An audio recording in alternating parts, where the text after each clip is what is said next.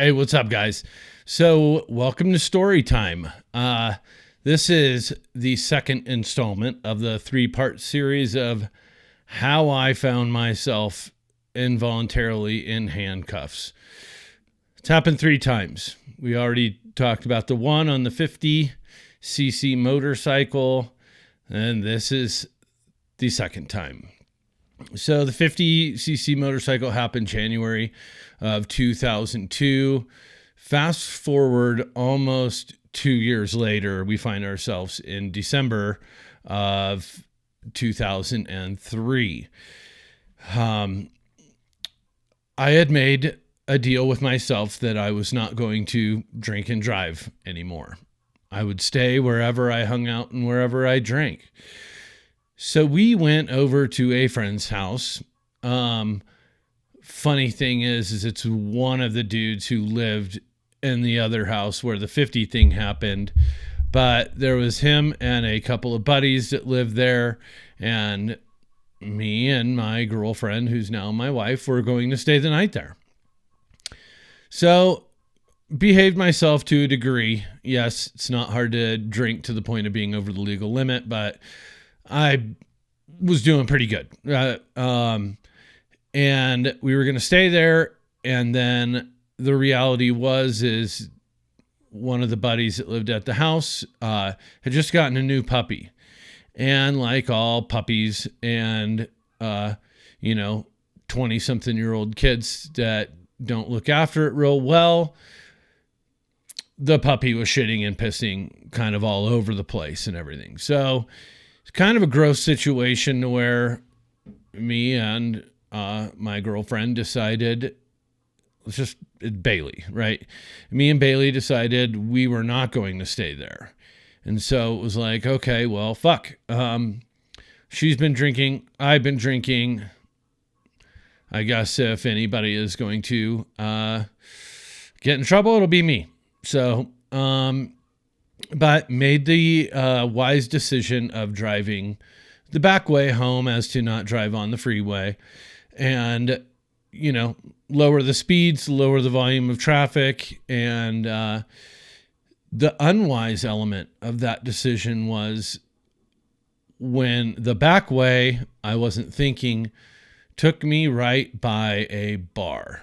And it was a bar at the time was kind of going off. People were dancing a lot and it was getting pretty wild. The Flynn, to be specific, to those that remember what that was like back in 2003. So pretty raucous, place, but fuck, I didn't think about it. I was just like, I'm just driving right by, right? I'm not pulling out of the fucking place.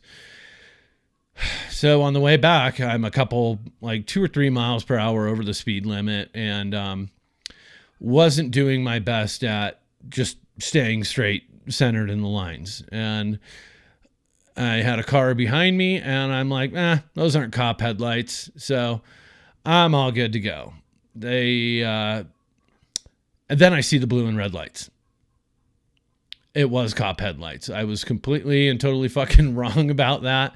And they pull me over right after I'd made a right turn at a 4-way intersection. Just a 2-way stop, but a 4-way intersection. I had to stop and I went around, lit me up, pulled over. As we're doing the field sobriety test, a fucking guy right behind us runs the stop sign and continues forward down towards a dead-end road. Well, instead of staying down there or thinking about it at all, this guy, one guy's doing the field sobriety stuff with me and I'm doing it on uneven dirt. Not that I wasn't intoxicated a bit, but it wasn't one of the better places to try out your balance, but he's doing that. He's getting me all figured out. And as he's getting me figured out, his partner sees the car coming from the dead end road and runs over and shines his flashlight, pulls the guy over right then and there. That guy gets a DUI. So they got a 2-for-1 deal with us. So both of us heading towards downtown. First, they run us by the CHP place. And well, before the cop looks at my sweater, and I had a brand new Highway 420 sweater on. And he goes, "You smoke weed?" And I'm like, "No." He's like, "Why are you wearing the sweater?" I'm like, "It was a Christmas present, or it was a gift, because Christmas hadn't happened. It was a gift." And we go downtown, or not downtown. We go to the CHP place and do the final breathalyzer, the official breathalyzer. And he goes, "Hey man, empty out your pockets, yada, yada." And I reached into the front part of my hoodie pocket and forgot that someone put a bag of weed in there. I was really hoping we were on the honor system. Cause I'm like, fuck. And he has me empty out my pockets. I get everything out, except for that. I didn't pull that out. And then he goes and he searches me and he pulls it out and he's like, "What's this? What's this, man?" And I'm like, "How'd that get there?" So I find myself in the position again of a alcohol and driving related incident, along with a possession of marijuana. And this is back when it wasn't legal. So I'm like, God damn it. Thought maybe you just throw it away. Turns out he wrote it down. He put it on the paper. I guess he didn't like me not telling the truth to him before. And again, I find myself not going into the drunk tank for the night. I fortunately didn't have to get naked and change my clothes this time. I was bailed out before I was even processed. But I did not go into the drunk tank. I went with a group of guys that were arrested on domestic disturbance charges. So instead of telling stories about how we were doing what we were doing as far as drinking and driving, I'm listening to these guys' stories about what transpired that led them to be in a jail cell with me.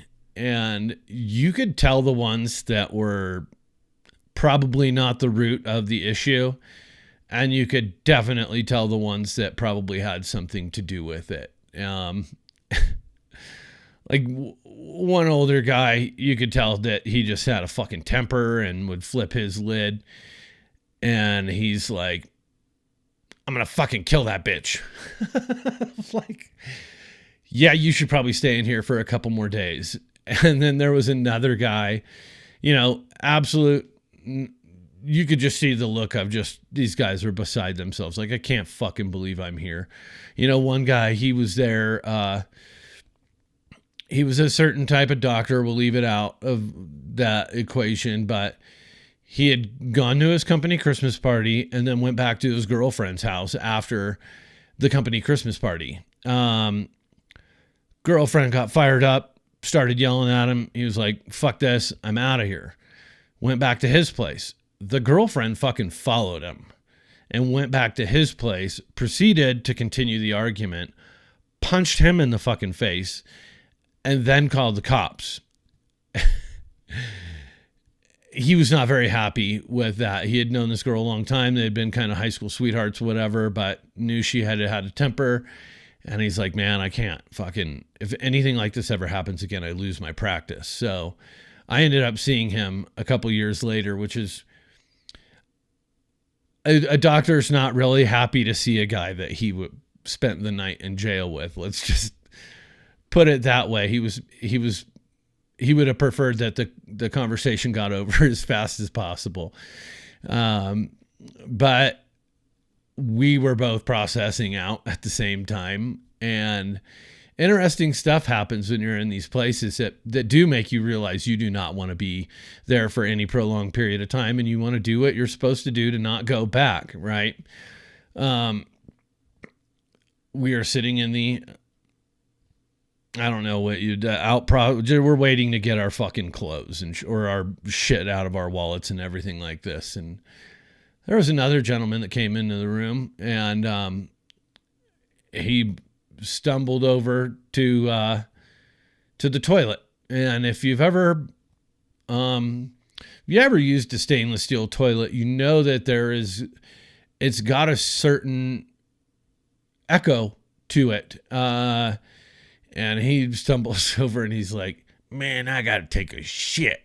Like, you gotta be fucking kidding me. So there's no walls, there's no barriers, direct line of sight. Try to avoid eye contact, and proceeded to listen to this man's shit. It was not an enjoyable experience, and there is a lesson to be learned from this one. Because of this being my second one, the first one was treated like a serious DUI, even though it was on a fucking 50cc motorcycle, and I thought it was a joke. And man, I had to go to 18 months, twice a week, fucking AAs, first 12 months, twice a week, school, the DUI school, and then once a month for after 12 months. So that one was a great big inconvenience and a great big loss of license, and was not an enjoyable experience. And there was a lesson to be learned from that. So, not one of my more proud moments, but again, this is over 20 years ago, and figured I would share with you about some of the shit and lessons that I have learned along the way. And I mean, why keep this experience to myself, right? So that's it. That's the second time I have involuntarily found myself in handcuffs. And thanks for sitting. Thanks for listening. I fucking love you guys. Bye.